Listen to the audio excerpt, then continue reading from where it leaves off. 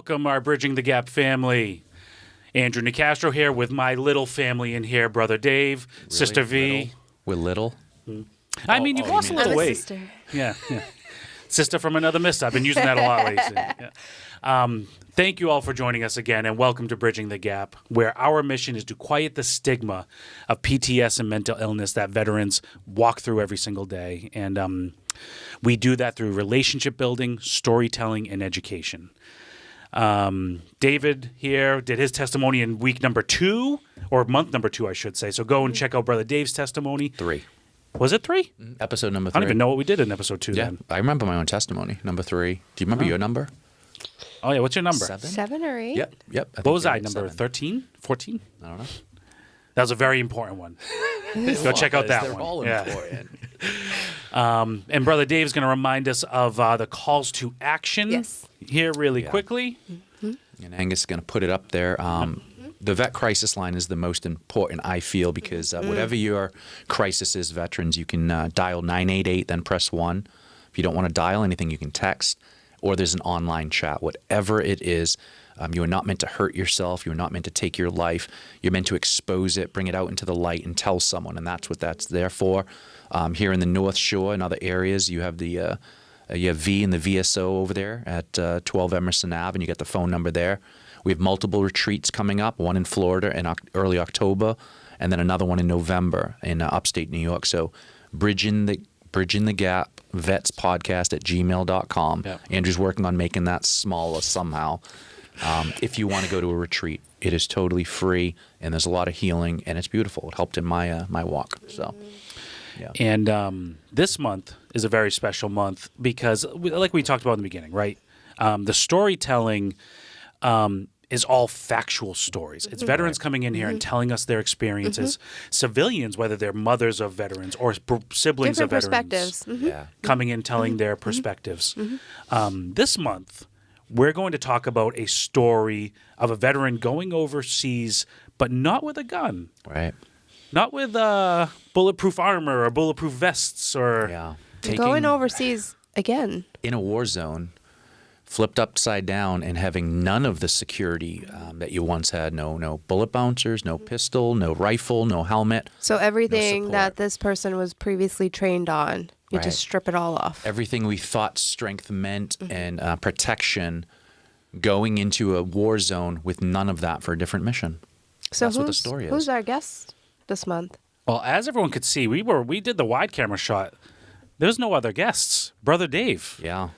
You went on a mission. It was a very different kind of mission, wasn't it? I was in Israel in May. This is after October 7th, and it is an absolute war zone, the whole place. There are some places safer than others, but the whole place is a war zone. And I was invited over there by an Israeli man who was 25 years in the intelligence service, 504th. And he wanted to invite specifically Christians to come over and see what's happening because he feels they have a lot of enemies. The media is showing a certain agenda. People of the world are getting jaded and fed something. And he said, we're running out of friends, and I feel like you people can be our friends. So he wanted to show us the grounds, meet people, and hear intelligence from their perspective and their side on the ground. And that's what my mission was. Why Christians? In particular. In his testimony, when he was serving on the Syrian border as a commander, he was a lieutenant colonel, when Iran went into Syria and there was a civil war and Iran was putting their tentacles into Syria, he watched a lot of refugees come bloodied, hungry, and come to the fence. He walked up and said, "Who are you?" They told him, and he found out there was a civil war happening. When he went to the hierarchy of Israel, they're a very small country. They can't do much with refugees. They tasked him with going to find the help. He went to America, and the only people that were willing to help were Christians. He looked at them because he doesn't trust.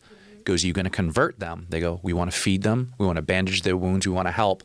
He watched them. He was their translator as they went through the borders, and he said they did exactly that, and I now have a bond, and I trust them. Israel is surrounded by a lot of countries that want them wiped off the face of the map. And he noticed that this people group called Christians were not them. So he trusts them because that proved it.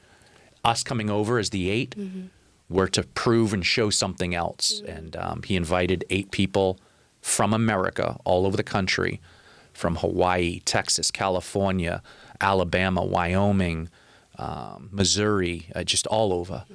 And we came. And how did you even catch wind of this? How did this introduction even? Yeah. In my life change of leaving the state police and healing from my mental wounds, the spiritual journey is what I really connected with.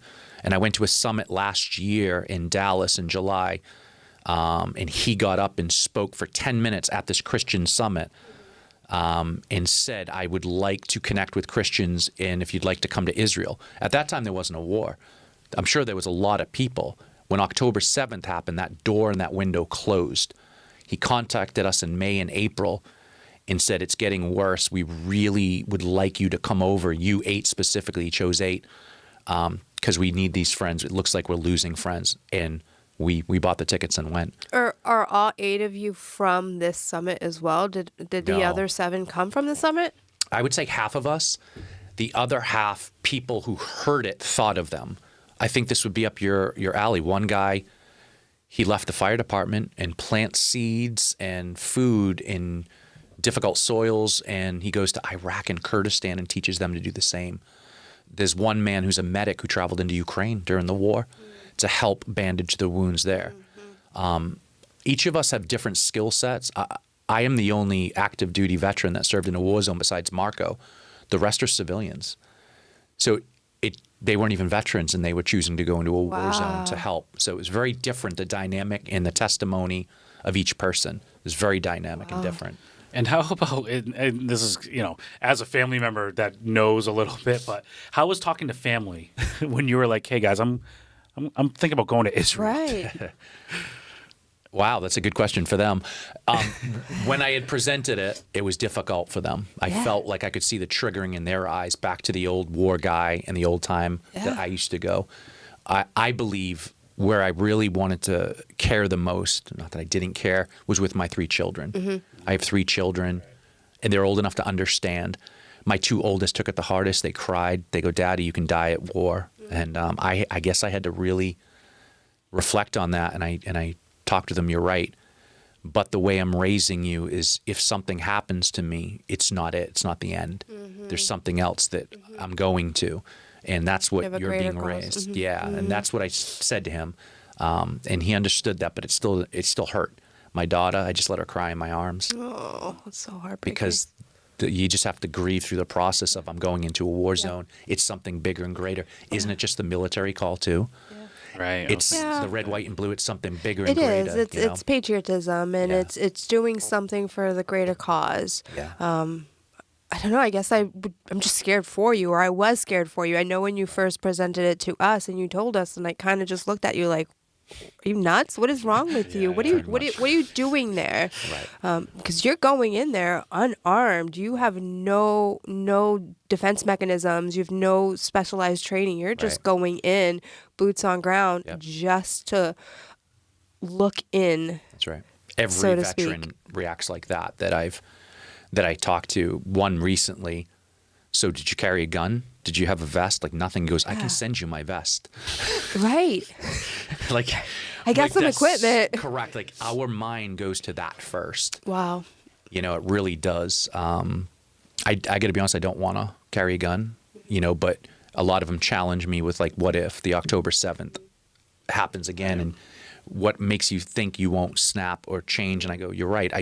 I don't know. I was triggered over there, and we'll get to that later. But I just want to say that this is take 2, by the way. Oh, yeah. We tried this Sorry, guys. a few weeks ago, and an error came on the screen behind the Never curtain seen that before. we've never seen. And we got through half an episode, and it got stuck and erased. So we're So trying take this 2. again, and we're hoping we can get the message of my story through it. Yep. Yeah. Yep. So this is a good start to it because we didn't do this last time. No, we did not do Yeah, this. So yeah. we This got feels a a lot little more bit, natural. Right. different insight. Yeah. Yeah. Right. But I do have some videos which are going Right. to guide the process and the structure of this whole trip. So this is the start of it all. This is the airport, and I want to highlight how much they love their people and their hostages. And I believe right now, as of today, there's 101 left, and it's doing the automatic thing know. again. So we can pause it here. So I get off the plane, and all you see is the picture of hostages everywhere. Their like we are nationalistic, or at least we were, like a pride for our country. They Yes. do too. Yeah. They're very similar, where they have that pride for their people. And remember, we had a 9/11. I was just gonna say That's right. That's what I was reflecting on when I saw right. that photo. The 9/11 took down our towers, and they got us on our homeland. So it's time to defend. And we went into Iraq and Afghanistan. It was 2 wars.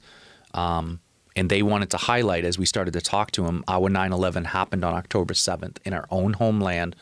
People came in, and this is us defending ourselves. And each one wanted to make that clear. Again, I was on the ground hearing the stories of the people.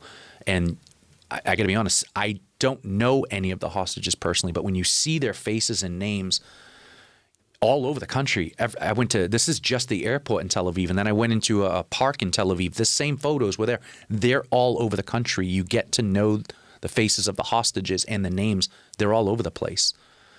So I just wanted to highlight, as you get off a plane, it's there. It's kind of like a second home, right? We do the same thing. When a major event happens in our own backyard, this is what we do. We post photos of our loved ones everywhere. 9/11 happened. right. Any mass shootings that occur, we post their pictures We everywhere. memorialize Yeah. and nationalize. Yeah. We want people to know what's We happening. want people to know what's happening. And it's almost like you stepped off the airplane and you're in a different country, but are you? Because they're doing the same exact thing Right. and showing their love for their people. Right. As you got off the plane, could you feel that there was like a heaviness No. as you walked by these pictures, or No, it was a sadness. The heaviness. Sadness. Israel is a very interesting people. They're so proud and so nationalistic, and they've thousands of years. Remember, we're hundreds of years old. Right. They're thousands of years old, and they are very proud people that are fighters. That's something I definitely recognized in the people themselves.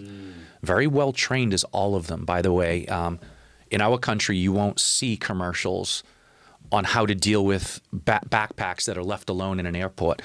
They're trained by their commercials and everything how to handle this stuff, because they deal with enemies all over the place. So much. So we'll see beer commercials and car commercials and medication commercials.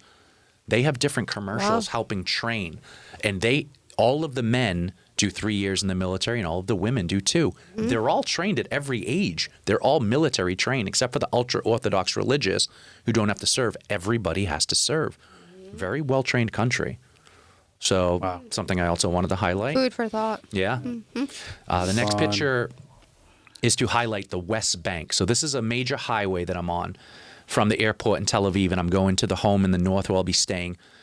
It's high walls. It's concertina wire on the top. And the West Bank is, you got Gaza Strip, which is Palestinian, and then you got West Bank, which is majority Palestinian. Approximately 2.7 to 3 million Palestinians live behind these walls. Me and V saw in Iraq high T walls, concertina wire. It denotes separation and war. Concertina is barbed wire? Yes. Okay. Yeah, it's barbed wire is, concertina is razor blades on the top.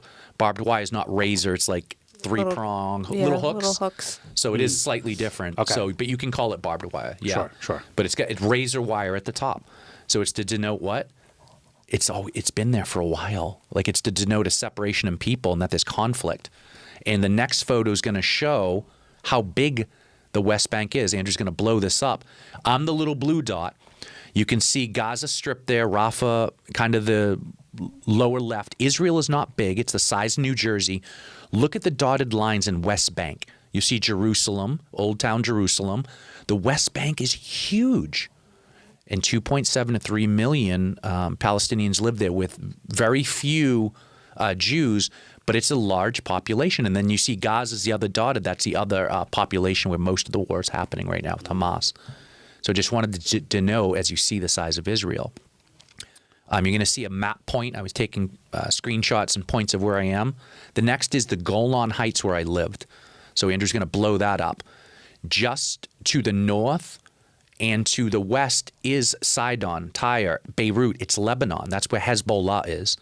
That's the biggest terrorist military in the world besides Iran. And that's where they are, is constant bombing by Hezbollah into Israel in the north. I'm in what's called a triangle because I'm surrounded by Damascus, is Syria just to the right. Syria is huge. The size of Israel, they're the size of New Jersey, surrounded by huge countries. So the Golan Heights is the north. It's very heavily bombed by Hezbollah. And their worry is that what Hamas did on October 7th, Hezbollah can do at any moment in the north as well. Wow. What's keeping them from doing it? I heard the U.S. carrier groups that are out there right now in the waters, the pressure by NATO. Why haven't they do it? They listen to Iran. Iran is at the head, and they have the Houthis in Yemen. They have Hamas down south, Hezbollah in the north, and they have factions in Iraq and a bunch of different elements that are doing their bidding all over the country. So if Iran gives the okay at any point, they can open up multiple fronts where they will come in. But something's keeping them from coming in right now. Yeah. But every day, there is constant bombings. Like in Iraq in the Green Zone, every day, 10 to 15 to 20 rounds we were waiting for of RPG and artillery into the Green Zone. We're waiting for it. Same thing there. They're waiting for it all day long. So these alerts on your phone and the surrounding sirens alert you to incoming, where you have a certain time frame to get to cover. Okay, so that was Golan Heights in the north. The next will be the team that went. Marco's got the brown pants, white shirt. He's Israeli. He's the one who invited us, and we came from all over the country. A few of them in this picture are living in the black site in the Golan Heights already, just living in Israel doing the work. And then the rest of us came in for the 2 weeks to partake in this trip. All right, this is a video, and I'm going to have you pause it when you see up close that mosque. Andrew, pause it there. Okay, that is we're in Israeli territory. In the middle of the photo, you can kind of see a fence. And then now you're looking at this is the Syrian border. This is how close it is, and it's separated by fence line. Wow. There are fence line all over this country separating Lebanon, Syria, because of the war zones. So we're looking into, on the front lines of Syria right in front of us. This is how close it is. There's a mosque. There's Muslims practicing Islam, and then Judaism is on the other side. It's Israel. And there was an active out-duty army post right there. That's how close it is everywhere you go. I was so humbled, but where in the world do civilians get access to war zones going right to the edge? A civilian can't walk into Afghanistan and Iraq during our wars and do this. Marco provides an unprecedented access to these places to give intelligence and walk you in. Just pretty amazing. The next video, and we're just going to let it run a little bit. There was an attack about a little over a month ago into a Druze village. Druze are Arabs, by the way, who live in Israel. They'll make their home wherever they're allowed to go, kind of like nomads. And Hezbollah bombed this Druze village, and it hit a soccer field, killing, I believe, 12 children. And one of them was Marco's friend, lost an 11-year-old daughter. And Marco is pointing out the double fence, that here we are once again on the Syrian border, and he's explaining it. Then the attack comes, and Marco let us know that same Druze village we were in just got bombed by Hezbollah and killed a lot of children. So we can pause it there. Just highlights how when I come home, when veterans come home from war, there's still things happening on the same grounds we walked, and people are affected. Like Marco is a friend of mine. So when I hear his friend lost a daughter, I'm meant to receive that information and have compassion and empathy for Marco, this man, and every child that died on that soccer field. And it was big because Druze village is small, very small population. It's a big deal when your soccer field gets bombed. And Hezbollah is very precise. When they send bombs, and I'm going to show you how precise they are pretty soon, they know what they're bombing. They know where they're going. The precision-guided missiles, and so they know what they're doing. They're purposely attacking these children. Correct. These innocent people. How do you hurt us the most? You take our children. You take what we treasure the most. And it's our children. So, and where I had mentioned the hostages, that's Israel's children. The Jewish population, their nation, these are our children. These are our hostages. That's kind of the mentality over there. Is there any explanation for why they have such advanced technology? Yeah, Iran again is the head of this whole thing, and they have money like you wouldn't believe, and they've put those arms out there to these proxy forces, which they call proxy. They stand in the gap and do the work of this country way over here on the other side of Iraq, on the middle of the Middle East. So they have to get closer. How do they get closer? By inputting their military and these forces closer to that country to do their bidding. That's what proxy is. And a lot of governments in a lot of countries do proxy wars. Sure. You know, most of our wars can be done by proxy. So I did not know that. yeah, very interesting intelligence there. So this is one of those precise missiles. We can run the whole thing. It's only 32 seconds, but this is a Hezbollah missile that hit a car, hit a downtown civilian area. You're going to see it go up, and it hit. We're pointing at it. It's hitting buildings. Just this missile just blew up this residential area, and wanted to highlight. There it is hitting a house. The shrapnel that comes from missiles just spreads all over, and this is a civilian area. And just look what it did with this car, burnt it up. There's still people living in that area. Yeah, Kiryat Shimona is the size of, say, Gloucester. And originally 26,000 people lived there. Because of the constant bombing on this northern city by Hezbollah, 24,000 have left and become refugees in Israel. They moved to Tel Aviv and all over the country where it can be safe. 2,000 had stayed, and that's mostly the elderly and the people that say, I just don't want to leave. So they live under constant sirens incoming by Hezbollah, kind of rolling the dice on your life. Wow. And that's what this city represents. The commander who's walking us around, we met with him, and he just shared, I was an assistant principal on October 6th. When October 7th came, I became activated, and now I'm a commander of this area in the north. And he wanted to show us what he's going through and what they're going through and how tired he is and how he can't see his family. And imagine being an assistant principal. I was just thinking You get activated. And I remember looking at him. He was disheveled. He was tired. He was beat up. And he goes, I've been at war at that point for 7 or 8 months. I just want to see my family again. And it doesn't look like there's an end. Could there be an end to Hamas? It's a smaller organization. What Hezbollah is doing in the north, they're, again, a military organization that is terror, whereas Hamas is a terror organization, very small. Hezbollah is a military. And they're foreseeing, even if our 24,000 people come back to this city, they will never feel safe with this military organization in the north. They constantly bomb us, and they're accurate. How would they ever feel safe? Unless there's a peace agreement, and they struggle to believe they trust any peace agreement with them. Or we have to go and invade the north too. And that's big and dangerous. So that was the kind of conversation there. The next one is, well, I'm not a very good cameraman, but we're going to be going into a home.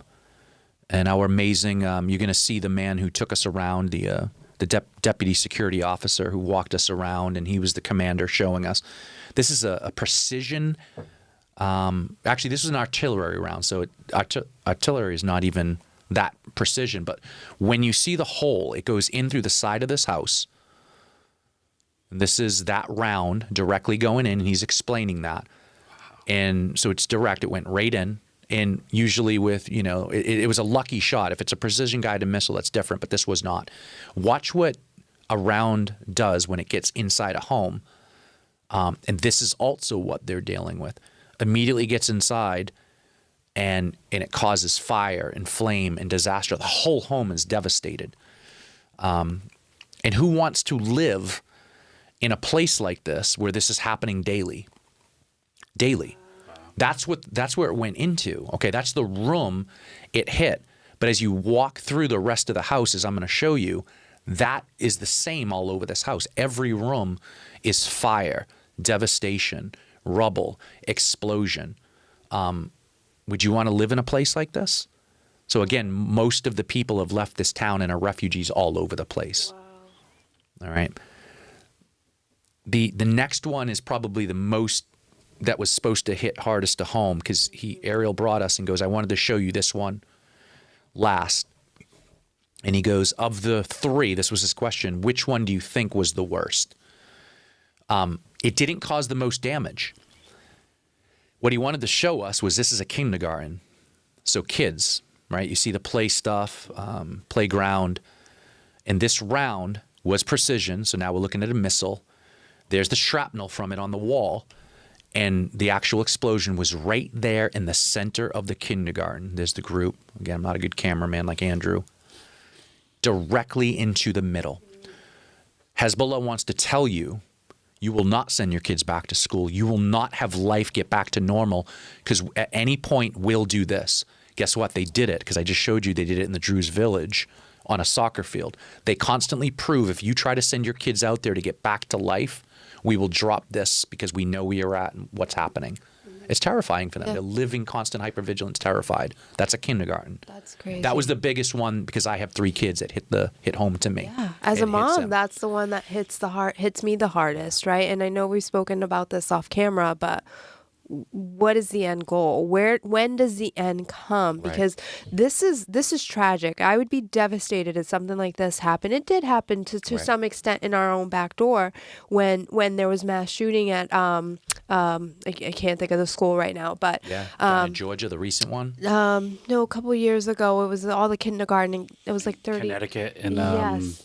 Oh, Sandy Hook. Sandy Hook. Oh, Yeah, and so it's almost like this is awful. This is Right. devastating. I would never want this to happen in my own backyard. Right. But where is the end? What is the end goal for them? And why the children? I mean, obviously, I know there's more invested when Yeah. children are involved. But this is just awful. Right. Absolutely agree. And, I'm at a loss for words, honestly, when it comes to kids. And, Right. Right. I'm thinking with my mom hat, and I would never want anyone to be put in this sort of position or predicament or expose my children to something like this. yeah, and again, my trip is meant to expose and share story and to go over and hear a different story than what maybe the media we have as putting out there, the different medias. I don't watch them. I talk to Marco, and I have people on the ground sending back intelligence, and I want to hear from people on the ground so I can take the story from them. We just talked about this offline again, like how do we get the story off of us? People talking about it, exposing it, so I can also share it. Yeah. So this was in May. Yep, that was a This May was trip. in May. This Yep. is still happening Yeah, today, I September. Absolutely, I get the alerts when same areas. I see Kiryat Shimona, the different areas I was in, getting bombed daily. Like I still get the alerts, and it shows me where they're hitting, where the Iron Dome is going up and getting, where the alerts are going off. I'm getting the same alerts that I had when I was over there, because I want to know. I want to know how to pray. I want to know how to tell Marco, that looked like it was close to home. How you guys doing? Like I want to be able to do that because he's living at war. He has 2 children in war, by the way. He has a daughter who's currently active in the IDF and intelligence, and a son who's in the security forces and security elements. So Marco has 2 children at war right now, and he's raising a 12-year-old. So again, it's close to home, So the next one would be a map point again. I wanted to show you we traveled all the way from the north in that triangle of the Golan Heights to now we're in what's called a Gaza Overwatch, because you see the Gaza Strip is everything in that dotted line. Rafah being where most people would hear that the 4 battalions of Hamas are, which they're currently continuing to go through that area, Khan Yunis. They continue to war against them to try to get rid of Hamas. And we could hear their artillery going in. I can't say that word. It's so difficult. Artillery. That's a hard one for me. I don't know why. Well, it's going off constantly. There's fighting still going on in Gaza, and we could hear it while we were there. And Marco gave us the intelligence of on that day, October 7th in the morning, I believe about 6:30 a.m., 60 trigger points along that very long fence of the Gaza Strip. Hamas had come through and had went over the fence, had went through the fence and had cut it. And they had intelligence that they were going into the local kibbutzes. All those areas that you see have names. A kibbutz is a communal living area for Israelis where they do life together in kind of like a secure gated community, so as to keep each other secure, especially along the area where the Gaza Strip is so active, and there was a separation between them. Marco also said a lot of these kibbutzes, which did get infiltrated by Hamas on that day, were more liberal people of all of Israel, meaning when Palestinians would come through the different checkpoints daily, they would go to work in these local kibbutzes. So they were the most democratic and liberal of most Israelis, kind of supporting Palestinians with money and work, and they're the exact ones on that day that got attacked. And a lot of the intelligence, they knew right where to go, the names of the people in that area, because a lot of the workers who went into those kibbutzes went back and passed it to Hamas. So this day was planned. And a lot of intelligence that was pulled off of a lot of the dead terrorists proved that. And this is stuff that you don't really hear unless you're getting the intelligence of it. Yeah, yeah. They were meant to go into kibbutzes. They were meant to murder. They were meant to murder civilians. They were meant to rape. They were meant to kill, behead, dash to pieces children. And they were meant to take hostages back to Gaza in that time frame.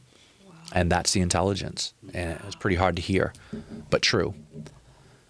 What's the next one? The Nova Festival, I think. Yeah, I think I remember this. Yeah, so this is the Nova Festival. This was so this is me showing it's kind of halfway down of the Gaza Strip. It's to prove how close you can see the fence. So the dot is where the Nova Festival exactly. happened. That's right where the Nova Festival happened. So they knew, and the intelligence was, a certain unit of Hamas was going to cut the fence, come over, and they were all shooting to what they already knew was thousands of people at a music festival that was singing, dancing, enjoying life. They knew what was happening. They knew right where to go because they were cutting off roads and cutting off, they were providing checkpoints, if you will, to then do what they did during that day at the Nova Festival. And now you're going to see a video of Marco explaining exactly what I just told you. Is it a picture? Because it doesn't seem to looks play. like a picture. Yeah. Oh, that's the picture. Yeah, that's just the This map. is the map of it that he explained what I just told you, and he wanted to show how close the fence was. The next one might be the video. All right, give me 1 second. Which I just wanted to show everyone the faces. And this is the many faces that were either murdered or taken hostage. All of those faces. There's so many. I had to take a picture of the whole board. Wow. That there was so many. There you go. There's the video. And so there's all the faces of those murdered. Beautiful, handsome, young at a music festival. Those are all confirmed murders. Either hostages. These ones, I believe, were all murdered, but then there were hostage photos as well. All confirmed, absolutely. All confirmed. You'll see the families and people memorializing it by putting down plants and pictures and prayers and candles. And since you mentioned the plants, I know, again, we discussed this off camera, but what is the symbolism behind the flowers and the plants and the trees that are being planted there? Yeah, so a lot of the vegetation in that area there were bullet holes and was devastating. You could see a lot of the bullets and the explosions, and blood was everywhere. Mm-hmm. That each person that was killed, they're planting a tree in that person's name to provide new life, and you can donate to that cause, which I know they were doing. So this, for example, this man, I don't know his name, there would be a tree planted in his name there will be new life planted in Israel with the death of this man. It's a memorial. I saw soldiers there. They're meant to remember, never to forget. And that's why they do this. They want you to see show this. their resiliency definitely mimics a lot of ours. You know, that's something that we would do to show that life continues on, that they will never be forgotten. You're right. But we need to be resilient and we need to rebuild and move along. That's right. America and Israel are very closely aligned in politics and everything. And they are very much similar to us on the ground. When I spoke to them, who they are, how they look at life, who their enemies are. ISIS, Al-Qaeda, Taliban. We fought these in Iraq and Afghanistan. Houthi, Hamas, Hezbollah, very similar enemy. And that's how I connected with them and related. Wow. Just beautiful photos. I can just keep scrolling if you want me to just... Yeah, then it eventually gets, to a video which kind of rolls us through it all. Just beautiful. It was heavy. This was heavy to me, V, as I went through and saw faces. They're young, beautiful people. Correct. That was heavy. Innocent. They're all innocent. They were there to have a good time. That's right. They were there to enjoy life. No soldiers, no guns, yeah. And community, and then this happened. This tragic incident occurred. Yeah.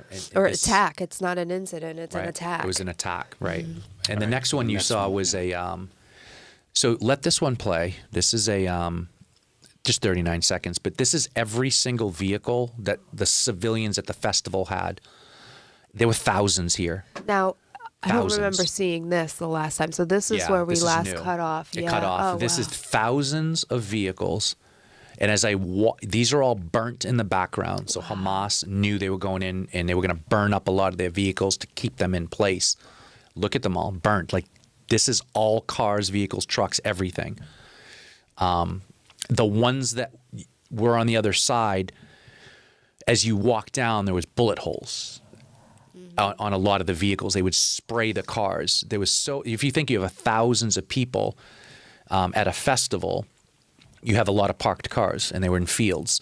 And Hamas was going through spraying vehicles as people were trying to get away, or the ones that were parked, they were taking them out so they couldn't drive.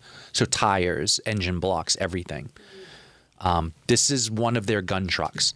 And in Iraq and Afghanistan, we saw this in the Hiluxes of a lot of the gun trucks that Iraqis would drive around that were our enemy, or even the local security forces. I was going to say Iraqi That's police would patrol in You're the right. pickups for us. Yeah, And that's the same thing. Yeah, and they would It's all the be same piled thing. up in the back of the pickup. Yeah. That's what they came through the fences on that day. They would blow the holes open, cut the fences, drive through with their Hilux type trucks, with their gun setups. As you can see, the turret with whatever gun they're going to put on the back there.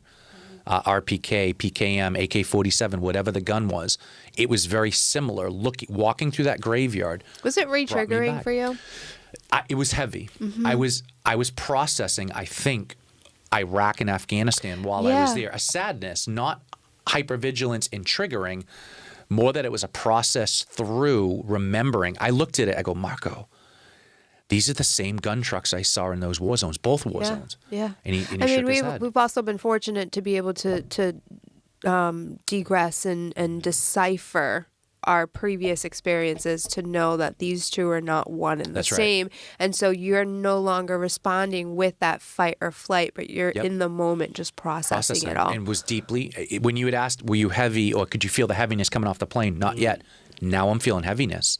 I felt it at all the different sites that Marco brought us with a story. You're meant to. When you hear a sad story, aren't you meant to take on that story from I don't want to shut it off, dissociate, and not feel it. At this point in my life, because of my testimony, I can't help but feel everything. There was a time I said to my therapist, can I just shut it off? I don't want to feel everything. She goes, yeah, you were addicted, you were numb, you were closed. Do you really want to go back to that? I go, no. I'll feel. So it was me being heavy and feeling this whole thing. Yeah. And so the next few photos are some of the same. Another gun truck up close. Again, bullet holes riddled through a regular van that a civilian had driven in. The windows are shot out. Bullet holes on the sides of the doors, on the hoods, in the glass. You can see they're accurately shooting out engine blocks and going for people because look at the windows as people are inside. And I just wanted this is just the line of cars, and there were 3 or 4 different lanes of this. And so this is the hostage. This is Rome, one of the 101 who is still there. Just interesting as I continue to see videos that intelligence sends back, the six hostages were just murdered in Hamas hands as Israel was getting close. IDF was getting through the tunnels.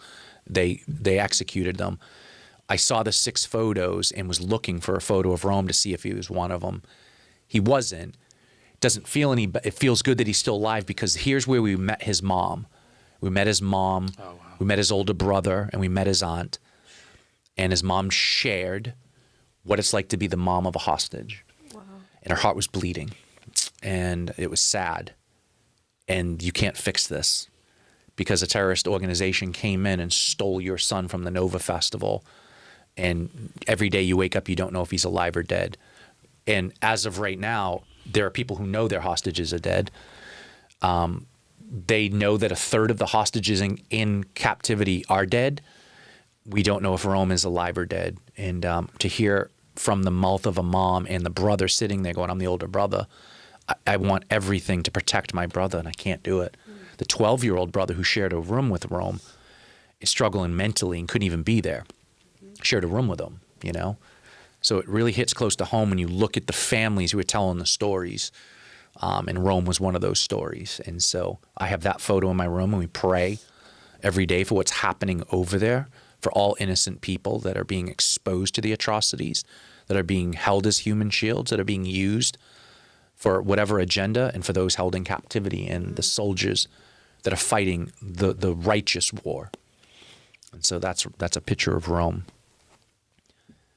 This is the Western Wall. Now I'm going to take you into Jerusalem, where we met with the commander of the Western Wall. He's the deputy superintendent.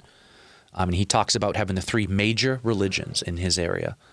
Within the walls of Jerusalem, there are 55,000 people in a small area, the holy city, with three great religions. Of Catholicism is where the site is, but Christianity, Catholicism specifically, Islam, and Judaism. The three great religions of the world come together to this one spot where there's a mosque on one side of this wall and the old temple of King David, King Solomon, Western Wall, all that's left, where they're all worshiping, one on one side, one on the other. Wow. How close. And that truly, it is a holy war that goes back thousands of years. And this superintendent said, I just want all the major religions to worship peacefully and in a holy way, because I don't want war from my soldiers who he's doing life with, but that's just not the way it is. And that seemed to be a sentiment, was that he wanted peace, but there has never been peace. And they've been in their homeland for 76 years. This is the most sensitive site on earth because of what I just said, the most holy site for Judaism, third holiest site for Islam, besides Mecca, Medina, which is in Saudi Arabia. This is their third most holy mosque. And Catholicism's most holy site, where they believe the tomb of Jesus is very a short distance away. So to meet with him and hear his heart was, again, history lesson and just amazingly just an eye-opening session. What do we have next? Is that like a top of the Western Wall? You're looking at Al-Aqsa Mosque. Al-Aqsa Mosque. I'm having trouble with my words today, but this is the third holiest site in all of Islam, and it's the mosque on Jerusalem's Temple Mount, where they believe the temple of King David and the temple of King Solomon, where they believe God would, the Holy of Holies, which is a tabernacle where God would truly be, and Islam has put a mosque on top of it. We can see the battles that can ensue with a holy war. I believe the Dome of the Rock is behind us now, another holy site. And then something called the Mount of Olives off in the distance. In Christianity, it's where Jesus Christ is meant to come back in Revelation. So as a group, we just took a photo of that. We're on the top of the wall where the Border Patrol allowed us to go as civilians, looking at all three sites, looking at the three religions. There were people worshiping down below at the Western Wall. There were people walking on the other side, the Muslim side, and Christians and Catholics and the Catholic side. To be there was so humbling, and just realizing how sensitive holy wars actually are, right, and just how small this area is. Just absolutely amazing. And the commander, the gentleman I told you that we went to see, when he became commander, he opened up his wall to remember there's a Western Wall here, to just show him how sensitive of a site it was. He was the first one to open up the wall to feel like this is thousands of years old, this temple, this wall. And he wanted to remember how sensitive this site is, to motivate him and his men. Just remember where you are, how far back this goes, and what we every day have come to work to protect, but these people too. And they do both sides. They protect Jews and Muslims alike, and Christians. Their job is for the protection of all of it. You know, so just amazing to just see that. And I took a photo of that. Tent of heroism is every IDF soldier that had been killed to date since the war, a majority on October 7th and 8th. Here's where I met multiple fathers who told the story of their sons dying on that day. This was the most emotional for me. And just when I couldn't think, hearing the heart of a mother who had a son in captivity, for me, when one of the dads was sharing the story of his son, who was a tank commander, and they knew they were going in against 300 Hamas terrorists into a kibbutz, and the women were being raped. They were getting the intelligence passing back that, civilians are dying against 300. These 12 went in to fight, kind of on a suicide mission. One survived critically. That's why the story was told. And the father who was telling the story was there, and he said, as I'm very heavy, once again, hearing another one of these stories, and there's his family right there coming up, and there's his widow with an 8-month-old son that will never know his father. And I broke down. I just lost it, and I'd never seen the fallen family. I'd always seen the fallen, and that's hard enough. But to see the surviving and remaining family, to see that 8-month-old rip my heart out. Yeah. As it's meant to. And he was holding his 8-month-old grandson on his lap, and his grandson's holding the picture of his father. And I was just crying. More healing. I never processed, that families. I know it's a That thing. family aspect. It's almost as if you put yourself in the role of that soldier, that father who passed away, and you're looking in from the outside of what could have been, Absolutely. what we us veterans or service members risk. These are the risks. That 8-month-old does not have a father, will never get to know what his actual father was like because of this war, because of this religious war. It hit a couple of us that way. Yeah. Like there was a woman also that to see that child without a father. I watched her walk away and she was crying. Yeah. I just cried right there as this grandfather was telling the story of his son and holding that soldier's son. I just knew it was that I couldn't hold it in anymore. I wasn't meant to. We'd been holding it in for how long? Behind the walls. To hold it in. It's what's expected of us. To grind. Mm-hmm. Yeah. It's what's expected of us. And so, to circle back on the meaning of this whole podcast is just showing the human side of us and how we sometimes do break down because we are human, and it is okay to process. It is okay to break down. It is okay. Nothing happened. Mm-hmm. Nothing happened, right? You broke down in front of the family. What happened to you? Nothing. You were able to heal. I healed more. Yeah. I didn't have a helmet on my head. I didn't have a gun on my hip. I didn't have a bullet bouncer on. I wasn't at war. And none of that stuff would have made me safe hearing the hearts of these people and the stories of what they've gone through since October 7th. As I share this with veterans, they're shocked. I'm back in a war zone, but as you can hear now the stories and I guide you through it, that wasn't my time or place or anything for me to be a war guy. I was hearing the hearts of people on the ground, most of them not military, most of them civilians, and how they have to go through war. And if for some reason or way I got through the Gaza Strip and was able to hear the stories of Palestinian families on the ground who've been affected by the war as well, that would have opened up more of an opportunity and story. But that wasn't the opportunity I had. I was hearing it from an Israeli perspective, wanted to make clear to the Israelis I spoke to that I fought similar enemies in Iraq and Afghanistan, and that I support you against the common enemies that we have. I don't support Hamas. I don't support Hezbollah. I don't support Houthi. I don't support terrorism where they blow up, hold human shields. Al-Qaeda did the same thing in marketplaces in Iraq to prove that they owned that place and that America and the local security force couldn't keep them safe. They blew up car bombs, killing 50, 100 innocent men, women, and children, claiming responsibility to say, you see, America will not keep you safe. The new government they're trying to put in won't do it. So they killed innocent people to prove a point. We fought the same enemy. That's just what they do.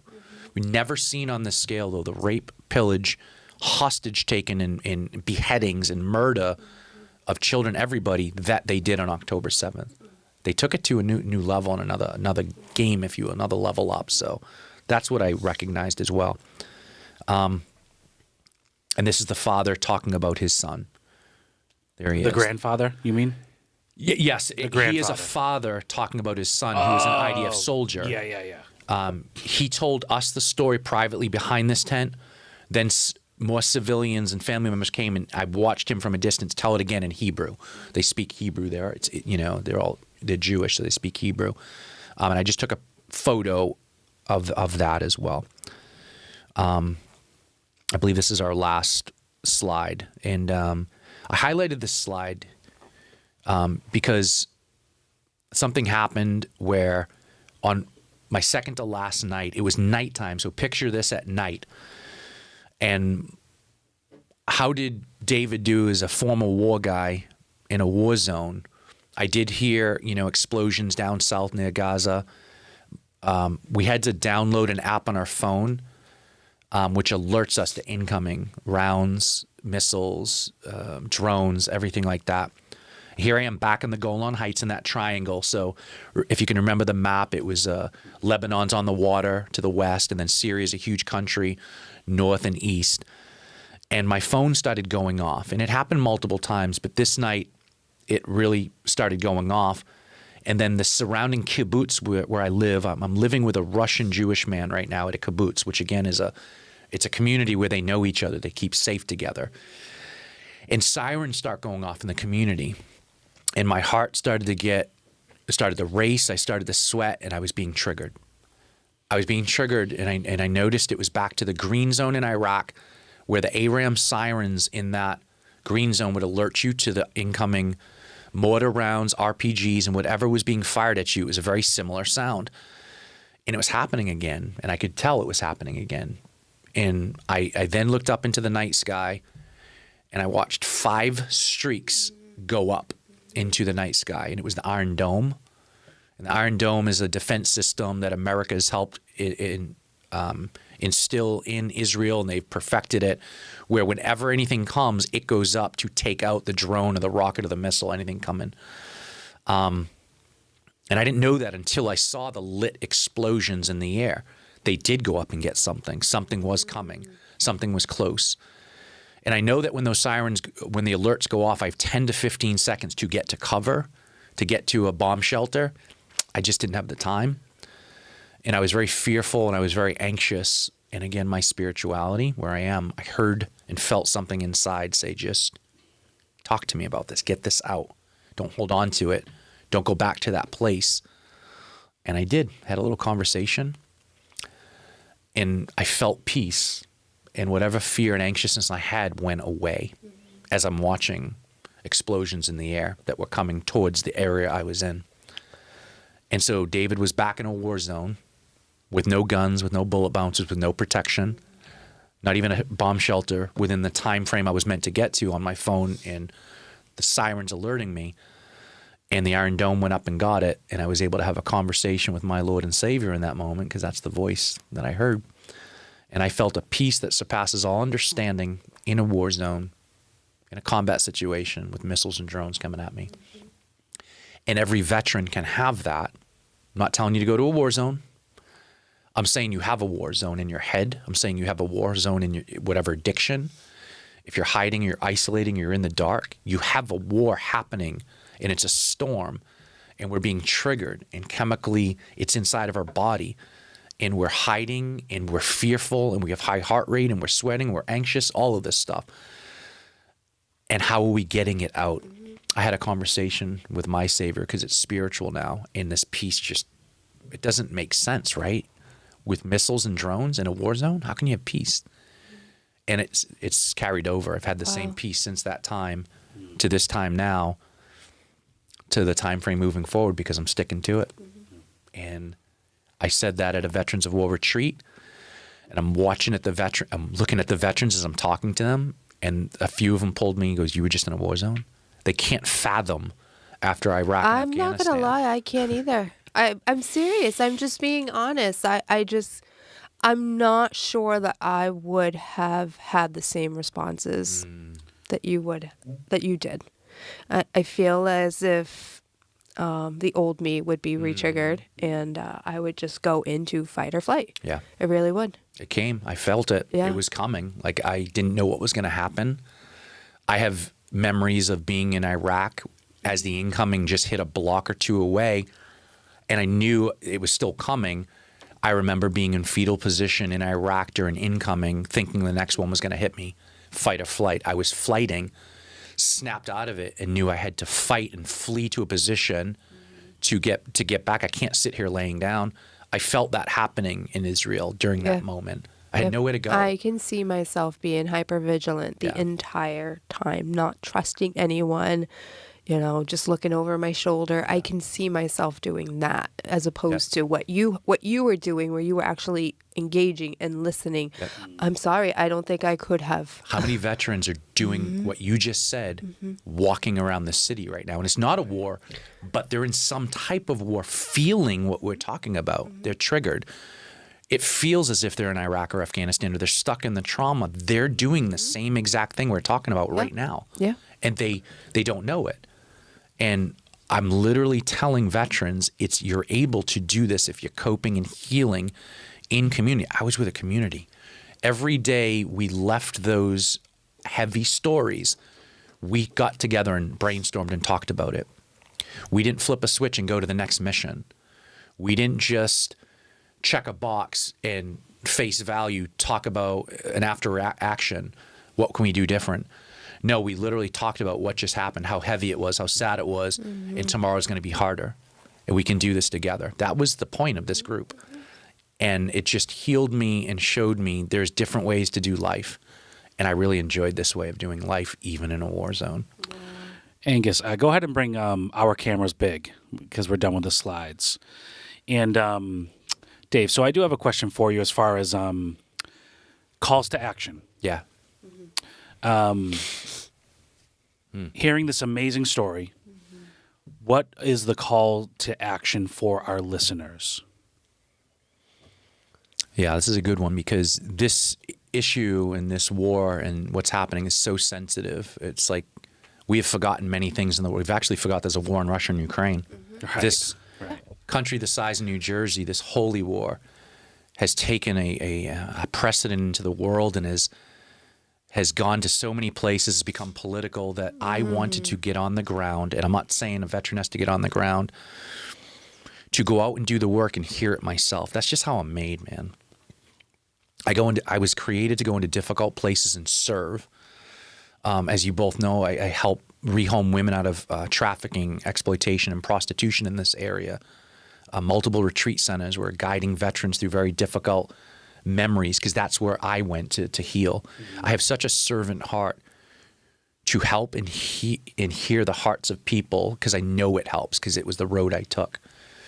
Don't get so politically and chemically induced by what the media shows you, by what politics are. Can we just sit around a table and have a conversation and hear each other's hearts and then process it together and have a conversation? If that just happened, could there be peace? I don't know. The holy war seems to, and what's happening, it doesn't seem there can be.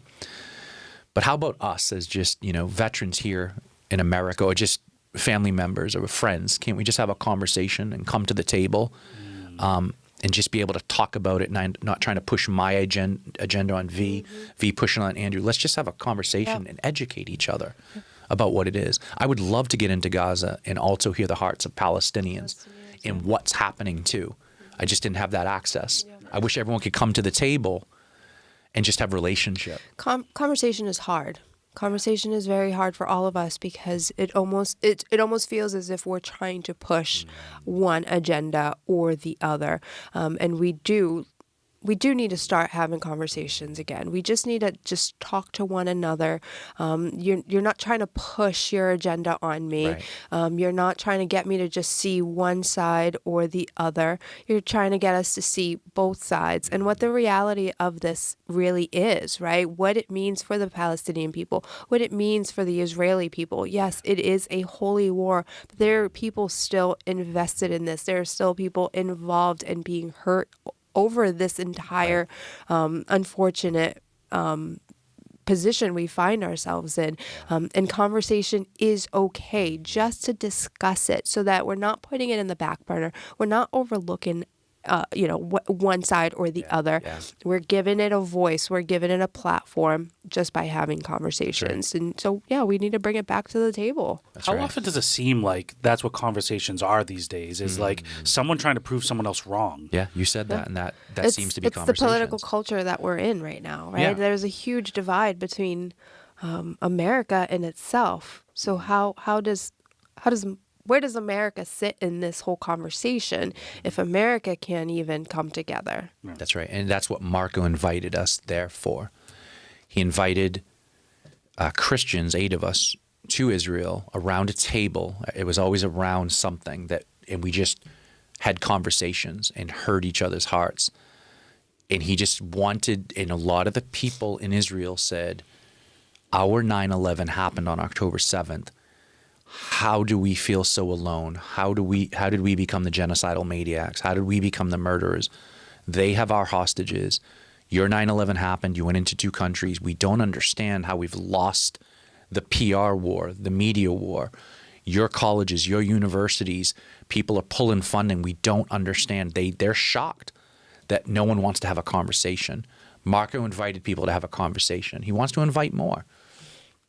So coming around a table is Marco's point. We just want more friends and more people to have conversations and expose it all. And people just can't have conversations. It just feels so defensive right now. Everyone's just trying to push something down each other's throats, and that's not what we're doing here. We're saying come around a table, have a conversation. It comes back to veterans of war not taking their lives and hurting themselves. Come around a table, have a conversation. It's when you isolate and you stop talking and you do become defensive and you can't hear the other person, it gets really dangerous and it starts wars. And so that was the point of this podcast, for me to share my trip. Awesome. Come around the table and have a conversation with us. No, I appreciate your vulnerability as well. Thank you. I think it really showed a different side of us. Yeah. Honestly. Yeah. Wow. And, a part of the podcast, that, Dave talked about from the beginning was for the community at large, but of course, veterans, to hear the language of how Dave expresses himself and processes in real time. Yeah. There's a lot of education in that. Even for someone that's a civilian, to learn how you process in the language you use. Even civilians just bury their thoughts, feelings, and emotions. So, yeah, Dave, thank you very much, man. Very welcome. Appreciate Thank that. you for hearing me. And this was meant to be a 2-part episode because of how long it could be. Yeah. We did it all in one, and that's great. Well, Take 2 was pretty technically- awesome. Yeah, technically 2 parts still, but Yeah. consolidated We tried into one. twice. Right. Yeah. And this time, they let us go with it. Yeah. So thank you for listening, and everybody. If anyone wants to hear more from Dave, email us at bridgingthegapvetspodcast@gmail.com. Dave would be happy to start a conversation, right? will. Continue the On conversation. either side. Yes. On either side. That's On right. either side. Yep. Well, thank you all so much. Amazing episode of Bridging the Gap, and we look forward to next month. Thank See you you. guys later.